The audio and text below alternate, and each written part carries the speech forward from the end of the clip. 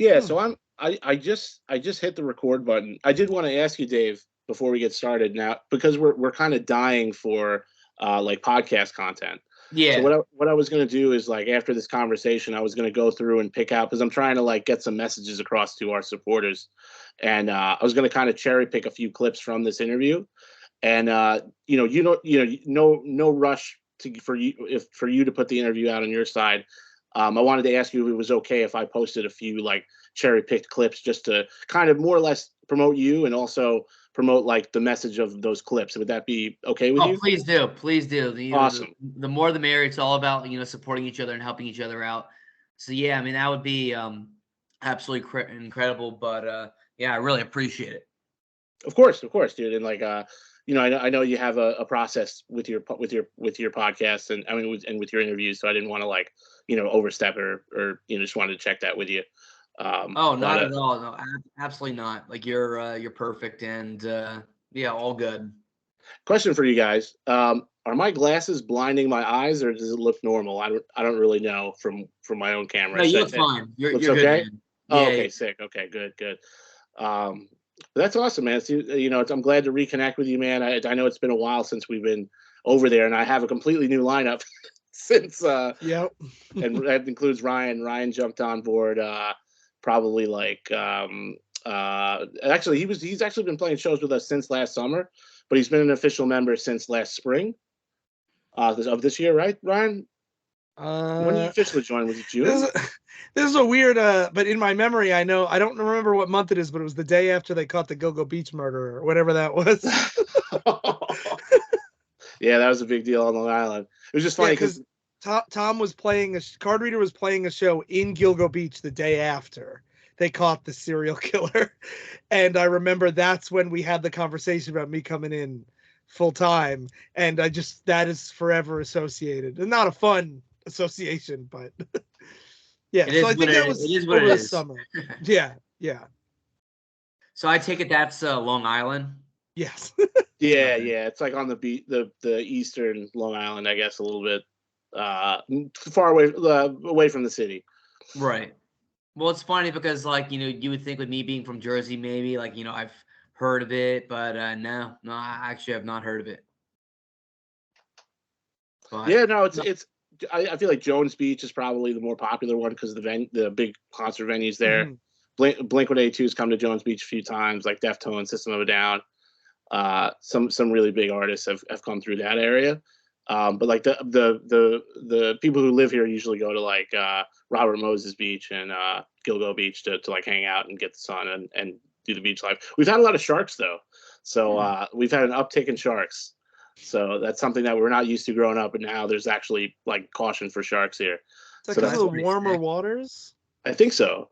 They're there, whatever reason, but apparently they got great whites every once in a while that come over here too. So like that's the one thing I would never want to run into is a fucking great white. Mm-hmm. No, I feel you on that one. They're just trying to see you guys live. Yeah, everyone's coming to see Carter here. They want to throw down the mosh pit and crowd surf and stage dive and all the good stuff. Yeah. Aquaman Fest 2024, dude. Like all about that life. But it's great to see you guys again. It's been way too long, and congrats on your new EP, No Stranger. Absolutely incredible. Checked it out the other day. You guys should be really, really stoked. Thank you, man. Really appreciate that, and we've been waiting a long time to put it out. So like, it's we worked with Nick Brzez probably 3 years ago on that record, and because of the unique situation that Card Reader has always been. We kind of made a decision to wait until a time where the band was in a strong position on all sides to really put it out. And I feel like now we can really go out and play shows. We've got a good lineup to back it. So I'm pumped to get it to really, push that record for a long time because Nick did an amazing job on the record, brilliant producer. And I'm just excited, really proud of the work. So I'm ready to push that music, and I'm glad we got Ryan on board and we got Dan Reynolds on drums too. So just fucking stoked for the future of the band. That's awesome. So a lot of people checked it out on Spotify and Apple, iTunes, and all that. Yeah, I think we had our best numbers yet. As far as with streaming's always an uphill battle. So, hold on a sec. Somebody's at my 1 second. Ryan, you take over, but hold on a second. That's fine. So the thing that's fun, because it's old recordings, I don't play on them, and I don't think Dan does either. But so I get to just appreciate it as a fan, and like, I have a deeper appreciation for the songs, I think, because I had to learn them. But yeah, I think that it's some of Tom's strongest work that he's put out in a long time, and I love the EP. I think the title track is like this. It has this maturity and depth that I hadn't heard from Card Reader yet. That I just think it really sings. It really just sings. It's a great record. Yeah, I thought it was interesting. You guys got a little bit heavier with this EP. We did. I'm actually, I don't know if you noticed, I'm wearing a Protest the Hero hoodie, but right on, man. Throwback. I've always been a big fan of, metal growing up, and always had friends in the metal community. And, for Card Reader, I don't feel like there should be limits on our sound. I really don't. And I want us to continue to grow as musicians. And, Ryan and Dan and I just started diving into the creative process, and they bring new elements to the sound. And the sound that fans are hearing now is a sound that was from a few years ago. So I think there's a lot of development that's taken place, and I want to be able to, push the band in a metal direction at times, because I love metal, and I also love pop punk, and I want to represent both of those styles, because I want to represent all the influences that inspired me to really launch the band. So I know that some people we have gotten some, feedback that's like, oh, well, you guys don't know what genre you are. And it's not that we don't know what genre we are, it's that we know who we are. So, it's just a matter of how you carry yourself. And if you want to make a song that's like reggae, if you want to make a ska song and you're not that type of genre band, who cares, man? If you want, good music is good music. So that's my theory, and that's what we're going to keep pushing with Card Reader. Right on, man. I definitely agree. So is it time for me to start bringing my avant-garde jazz compositions to Card Reader, Tom? That's right. We're going to be like jazzy. We'll have jazzy breakdown. I don't even know. Please do. That would be absolutely incredible. So you can do that, and you can throw a little bit of, shoegaze into it, and post rock, and well, that's the stuff that I like to play. So you'll get to hear that next time Tom breaks a string, and it's just bass and drums for a couple minutes.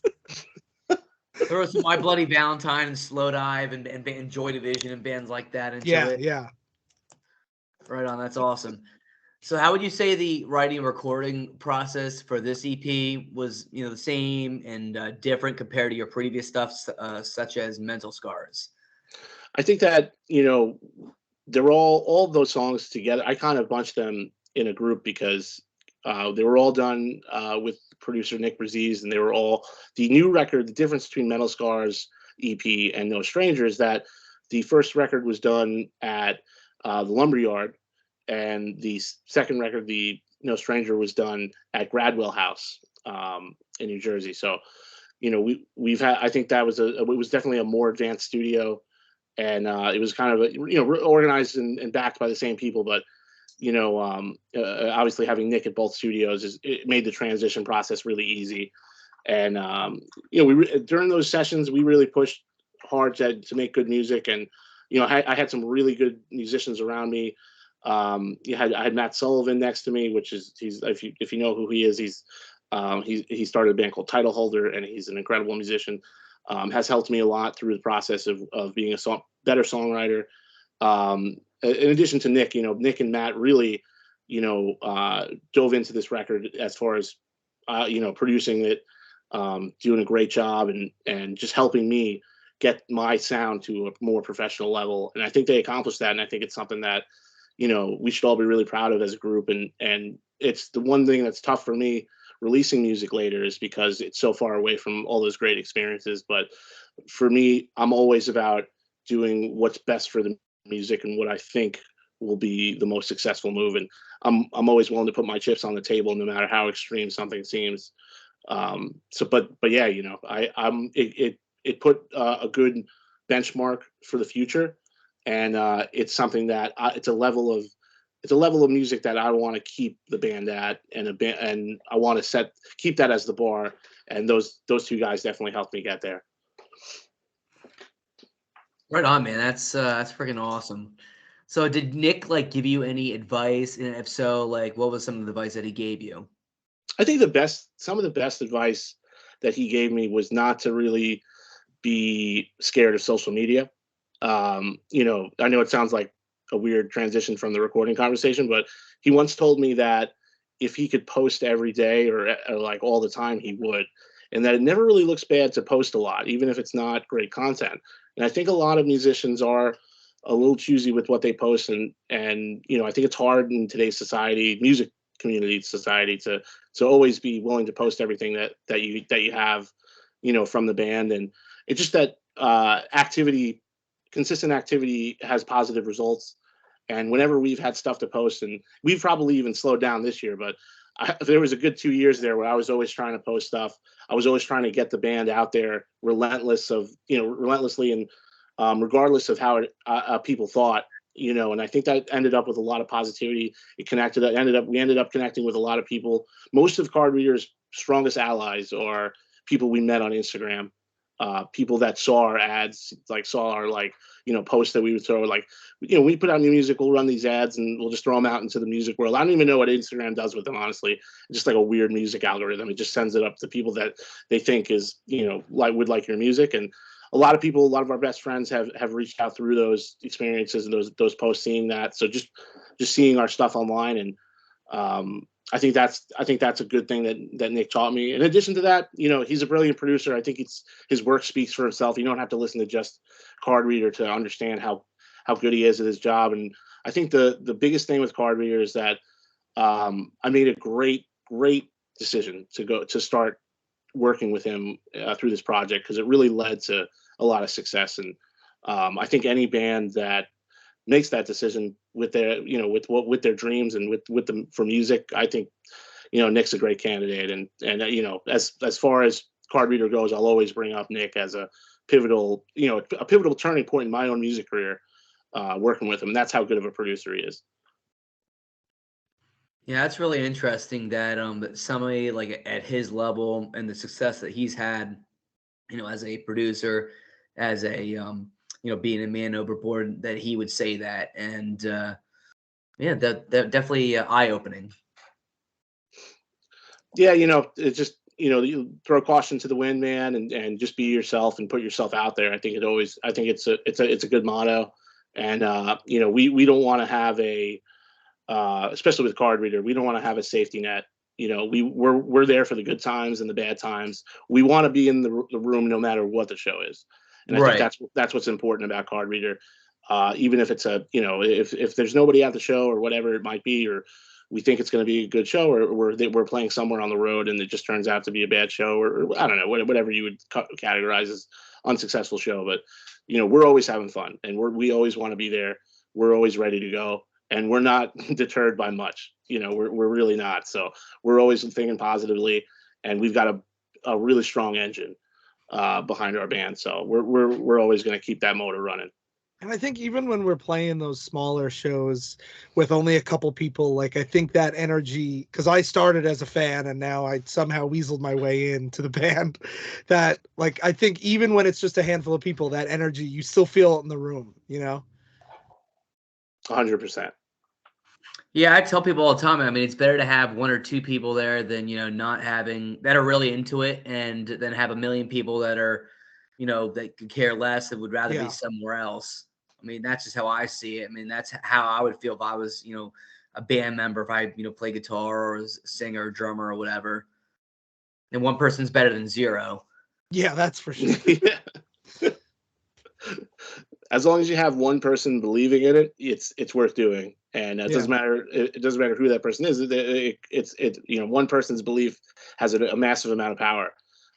So it's not something that you should underestimate or overlook. If somebody believes in something, you got to watch out, because, you know, if they especially if they don't stop believing in it, even if they're not successful, like, you know, sooner or later, you know, good things are going to come their way. And you know, I that's the belief that I've always had as well. Like, just hoping that, you know, keeping a positive mentality, believing in the people around us, and continuing to be grateful for what the experiences we're having, and including meeting you, dude. Like, it's, I'm grateful for that. I would have never known so many people in the, in the Pennsylvania community, if not, through you. And I know, we even, we got connected, I think, even in my last band. So like, it's just cool to bring it all full circle and think about like all the crazy experiences that we've had, just by going out and saying, fuck it, let's play some shows.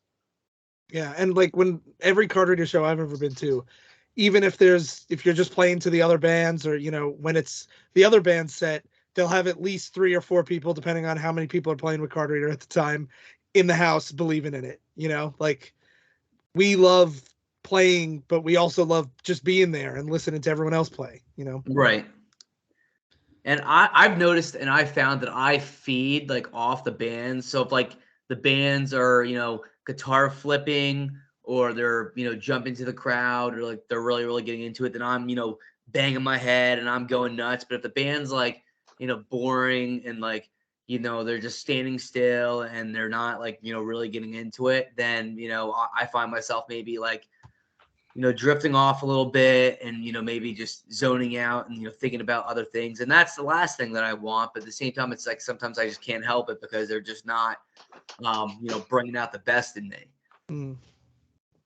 Yeah, there's definitely a difference that you can notice if you feel like you're watching a musician on stage that might not love what they're doing, or might not be in it for the right reasons. And it's not that, it's not always that they're not supposed to be in music. Maybe it's just because they haven't found their way yet, and Right. and they don't really know what they know they love music, but they don't know why, or they haven't found the right situation that really lets them thrive. And I think that's, we're all a product of our environment. Card Reader was a band built based around environment and based around certain things that a lot of bands probably aren't based around. You noticed all the lineup changes, but the style of the band calls for, commitment, and it calls for, consistency, and regardless of what it looks like. And I think that, you learn a lot about how to work with people. And whenever there's somebody that I've worked with personally, and I feel like, maybe they would be a better fit working with somebody else, I would prefer them to do that, because it's only going to make me a better musician going on and finding another person to work with. And that's one thing. Out of all the musicians I've worked with in Card Reader, each one of them has left something strong with me that I've been able to incorporate and to carry with me. So I think it makes, a lot of people are like, oh, this band changed their lineup this way or that way. But, those musicians are getting better. They're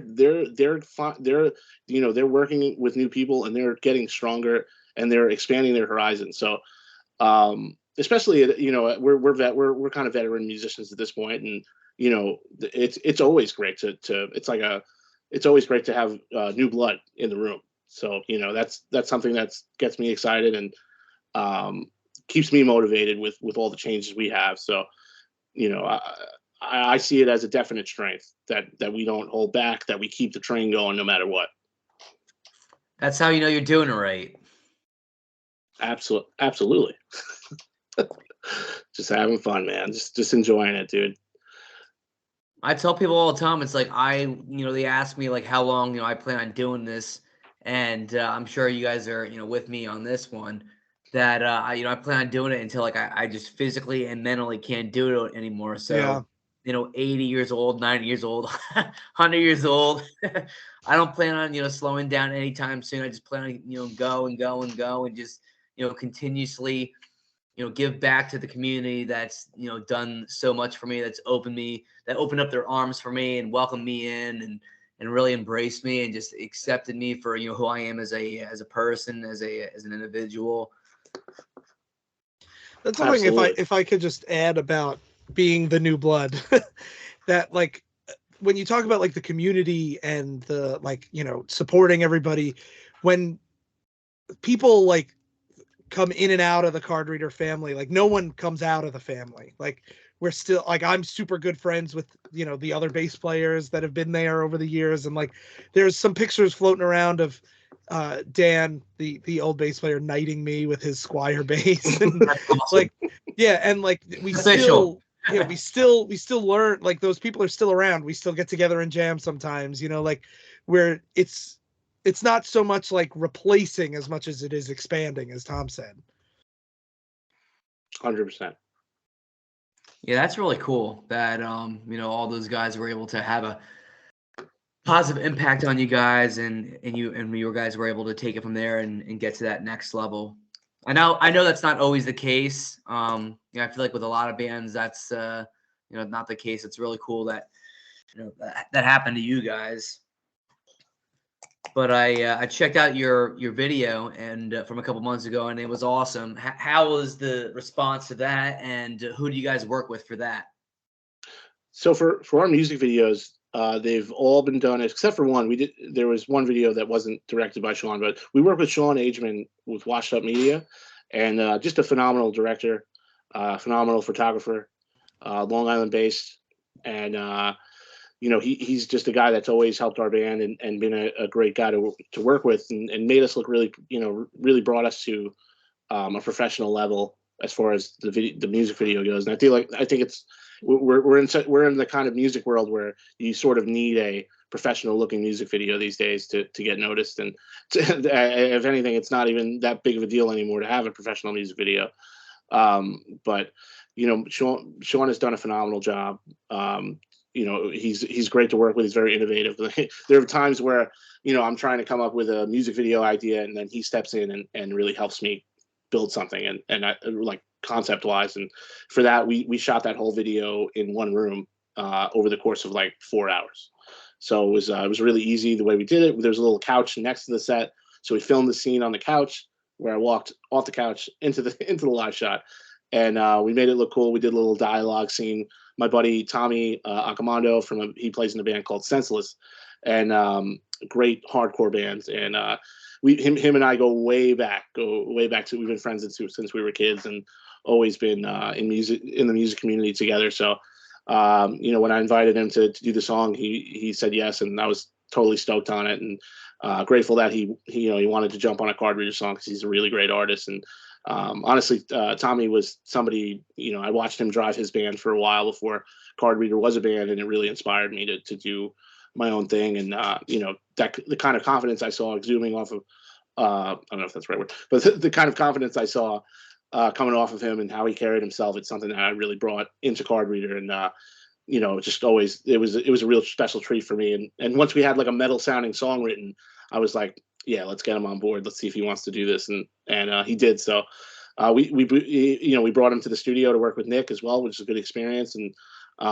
it was just, the song came together. I honestly, I think for people to get into Card Reader, I think that's a great song to start, because I think it's got a lot to offer. I think it's a hard hitting song, and that's why we chose it for the music video. And it's something that hopefully Senseless fans can enjoy as well. And I love the idea of somebody listening to that song and then jumping to the next song and being like, whoa, what's this?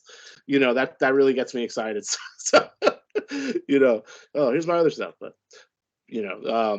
just excited to see what we can do next to keep people on the edge of their seats.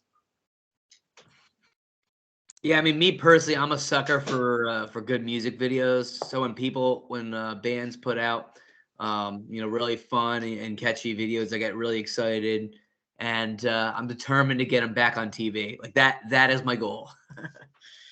Oh, nice. If I could find a way to get like you guys and like the other bands that that I work with and that I'm friends with, back on TV, I mean, that would be absolutely incredible. So we could relive the 90s and early 2000s. Yeah, I miss those days. Man, middle school. I mean, we were spoiled. We really honestly were. Like, the kids now, like, what's a music video, and like, what's pop punk, and what's Newfound Glory, and what's We Came as Romans and all that. And it's mind blowing. That's why it's important to educate them in a nice, respectful, polite way. But at the same time, you can mess with them and troll them and give them a little hard time out of love. But I mean, we really were really were spoiled, and at the time, maybe I didn't appreciate it as much as I should have. I remember Tom and I used to, we've played together forever, and I remember being in middle school and high school, and just sitting at band practice and going in between band practice and just watching Fuse for hours. Yes, yes. And just like, oh, we should cover this song. And then we would do a terrible job, but we would try. But just that, like, just being able to sit there and just like absorb so much music. Specifically, Steven's Untitled Rock Show was absolutely incredible. Oh, yeah. I got into so many bands because that show, like Armor for Sleep, The Early November, Fall Out Boy, like just to name a few. It's just like they were, just waking up and turning on Fuse, and like watching what are now the greatest, seemingly the greatest bands of their generation. Yeah. And at the time, you're like, oh, this is cool, this is fun, and then you're like, it's funny because you always have those weird nostalgic vibes when you're at that age too, and you feel like you're in a post awesome. Sometimes you're living in a post awesome music world. Yeah. But now when you're an adult and you're looking back, you're like, oh wow, okay, those were some really great times for music, and there were so many incredible bands from the 2000s and of course the 90s, but just being in that age, we really were lucky to be in that time in music. And like you said, like I don't feel like I appreciated it when I was younger, and now when I look back, I'm like, wow, those were some incredible times. And especially like going to shows and seeing those bands opening for somebody else in like a 300 person venue, like some club that is, I assume now, a Buffalo Wild Wings or something. But back then we would go, it would be a $5 cover and you'd be there all day and see 12 of the greatest bands you've ever, that looking back, everyone was incredible. Yeah. It was, I remember seeing Transit and Balancing Composure packed into a Long Island basement. And it was like a really small, it was kind of a small basement. And to think now, like how many people would, kill for that experience now. Yeah. I mean, it's to go back there and to relive that. And you're making me not like you right now. I'm just kidding. Oh man, but yeah, that's the things that you pick up when you're young, and you're like, oh well, you get old. Oh my god, and then you go around now. I mean, things are just different now. I think there's a shorter attention span for musicians, for like for music fans, and with TikTok, I feel like when bands are doing things the quote unquote right way, it might be because they're on TikTok all the time and some stuff like that. So maybe that's what kids are watching. I'm not really sure. I don't try to dive into it too much. I try to stay in the 2000s, with my own mind. But I'm okay with separating the two and being a person from that time period and owning that. So, but to loop back to what you were saying before, Tom, and what we were all talking about, like that's one of the things now when, like, whether they're young or old or anybody, when you have that handful of people at a show that are so into the thing we're doing that,